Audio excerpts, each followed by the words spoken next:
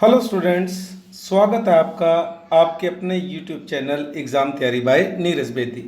इस क्वेश्चन को अंत तक देखिए। यदि पसंद आए तो प्लीज़ लाइक एंड शेयर ज़रूर करें। आज का हमारा टॉपिक है प्राइवेट कंपनी और पब्लिक कंपनी, दोनों में हमने डिफरेंस करना है। Let's start. फर्स्ट हैंड पे हम प्राइवेट कंपनी रख रहे हैं और सेकंड हैंड पे पब्लिक कंपनी। तो फर्स्ट डिफरेंस क्या है? नंबर ऑफ मेंबर्स, सदस्यों की संख्या। एक प्राइवेट कंपनी में minimum number of member is 2, कम से कम 2 मेंबर होने चाहिए, एंड द मैक्सिमम इज 200 और अधिकतम 200। जबकि एक पब्लिक कंपनी में minimum number of member is 7। एक पब्लिक कंपनी में मेंबरों की न्यूनतम संख्या 7 है, and there is no limit to maximum numbers, परंतु अधिकतम संख्या के बारे में किसी भी तरह की कोई लिमिटेशन नहीं है, कोई प्रतिबंध नहीं है, वो कितने भी हो सकते हैं। सेकंड, पेड अप कैपिटल, चुकता पूंजी। It should have minimum paid up capital is ₹1 lakh at present. Private company में पेड अप कैपिटल 1 लाख रुपए या आर्टिकल ऑफ एसोसिएशन पार्षद अंतर नियम जो भी तय करे वो हो सकती है। जबकि एक पब्लिक कंपनी में it should have also minimum paid up capital is ₹5 lakh. उसमें एक पब्लिक कंपनी में मिनिमम कम से कम चुकता पूंजी 5 लाख रुपए या आर्टिकल ऑफ एसोसिएशन जो भी तय करे वो हो सकती है। Third, invitation to the public, जनता को आमंत्रण। एक private company it can not invite the public to subscribe to its shares.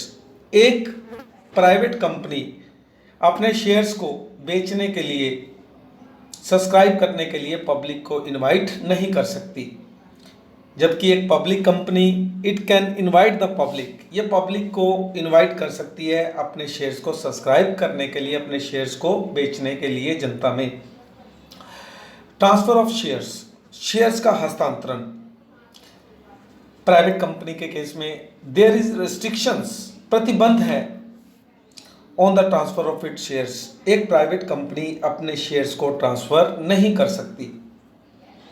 Public company के केस में there is no restriction on the transfer of its shares.